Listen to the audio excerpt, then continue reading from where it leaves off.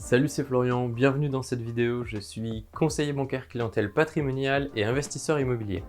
Dans cette vidéo, on va voir ensemble combien il faut avoir en fait pour pouvoir investir dans l'immobilier. Combien il faut avoir, on va entendre par est-ce qu'il faut apporter, avoir de l'apport en fait, avoir une épargne qu'on en apporte, ou est-ce qu'il n'y a pas besoin.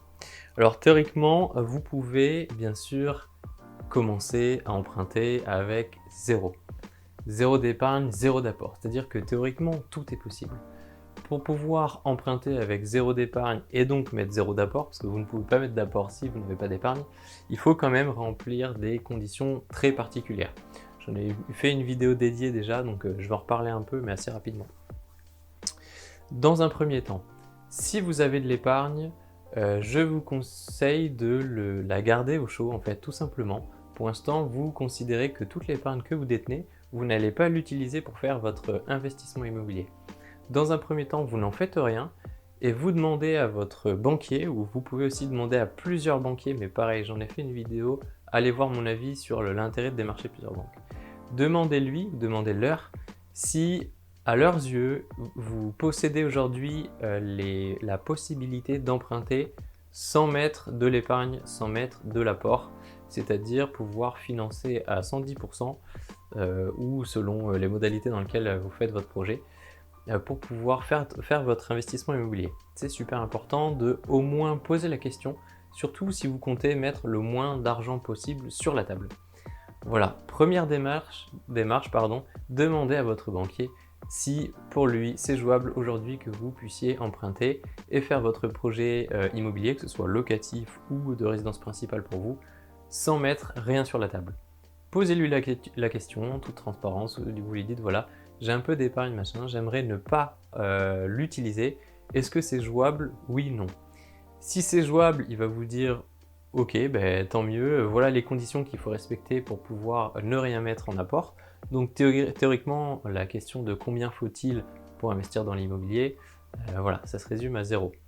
Maintenant, c'est pas parce que vous mettez zéro sur la table qu'il faut posséder zéro pour pouvoir ne rien mettre en fait. C'est-à-dire que si vous détenez de l'épargne et que vous souhaitez volontairement ne pas en mettre dans le projet, c'est-à-dire ne pas avoir d'apport, c'est totalement différent que si vous n'avez carrément pas d'épargne et donc vous ne pouvez pas mettre d'apport. C'est-à-dire que dans le deuxième cas, vous n'avez pas de réserve disponible d'argent qui rassure la banque pour pouvoir vous prêter sans que vous ayez mis d'apport dans le projet. Voilà, la distinction est super importante, c'est pour ça que je voulais faire un aparté dessus. Ensuite, si votre banquier il vous répond écoutez non, c'est pas possible d'investir avec zéro d'apport / d'épargne dans le projet, dans ce cas-là, demandez-lui ce qu'il vous demande de mettre en apport pour pouvoir faire le projet. Demandez-lui en toute transparence. C'est-à-dire que lui, il doit faire plusieurs prêts immobiliers chaque semaine.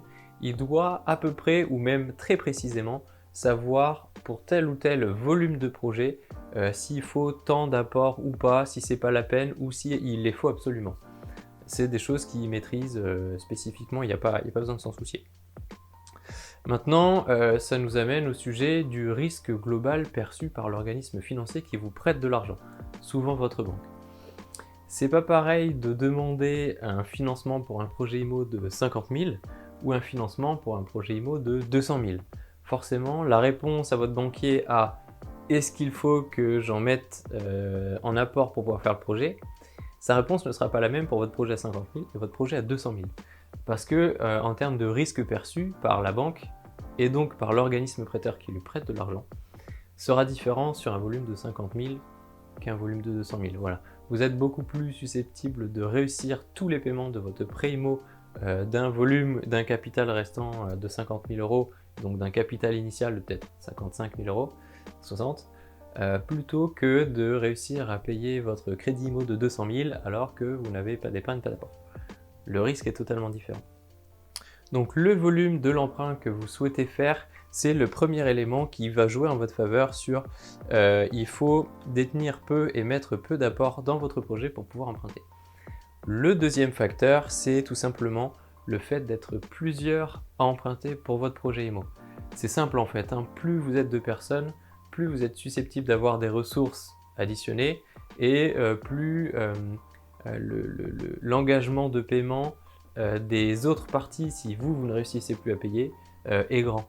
Donc la banque, l'organisme financier, lisse le risque parce qu'elle diversifie son risque sur un nombre plus important d'emprunteurs.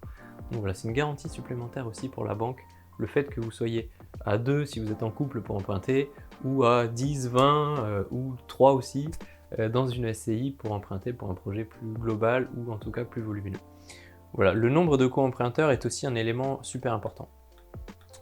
Un troisième élément que vous devez considérer, c'est est-ce que vous avez déjà des biens en investissement locatif? Est-ce que vous avez déjà des biens générant du cash flow? Est-ce que vous avez déjà des propriétés qui sont en location? Est-ce que vous avez déjà une résidence principale, une résidence secondaire? Voilà. Vous devez, et si c'est le cas tant mieux, et en fait ça va jouer en votre faveur, vous devez aussi pouvoir prouver, si vous souhaitez emprunter sans apport, donc avec zéro théoriquement pour pouvoir emprunter et faire vos projets immobiliers, que vous êtes un bon gestionnaire immobilier et qui plus est un bon gestionnaire locatif. Donc ça, ce sont les 3 piliers. Donc in fine, si vous ne pouvez activer aucun de ces 3 piliers et que votre banquier il vous dit voilà, ça va pas trop être possible pour vous de pouvoir emprunter avec rien, donc combien faut-il d'apport pour pouvoir emprunter, combien faut-il en fait posséder pour pouvoir faire votre projet IMO. Par défaut, vous devez considérer que vous devez mettre 10% de votre projet en apport. Voilà. Si vous avez un projet à 200 000, eh ben vous devez mettre 19 000 sur la table. Parce que 19 000 et 190 000, vous faites 210 000, donc à peu près les frais de dossier, les frais de garantie additionnés à votre prêt IMO, dans lequel étaient compris les frais de notaire. Voilà. Vous devez considérer par défaut que 10% du montant du projet en apport, c'est le montant qu'il vous faut pour pouvoir faire votre projet immobilier. Si votre projet est plus petit, la règle des 10% peut être revue. Si votre projet est avec beaucoup de co-emprunteurs, vous y compris, la règle des 10% peut être revue. Et pareil, si vous avez réussi à montrer que vous êtes un bon gestionnaire immobilier, peut-être que cette règle peut être dérogée. Voilà, c'est vraiment les 3 cas, alors il y en a quelques-uns de plus qui sont spécifiques, mais c'est les 3 grandes familles de cas pour lesquels vous n'avez pas besoin d'avoir forcément d'apport. Maintenant, la plupart du temps, et surtout en 2022 avec la crise financière qui est en ce moment, la règle est stricte, c'est 10% du montant du projet immobilier en apport ou pas de prêt. Si tu as envie d'aller plus loin et d'obtenir le meilleur prêt immobilier pour ton projet, alors je t'offre 1 heure de contenu à ma formation, votre meilleur prêt immobilier en 3 heures. Je te mets le lien dans la description, je te dis à tout de suite dans mes vidéos. Ciao!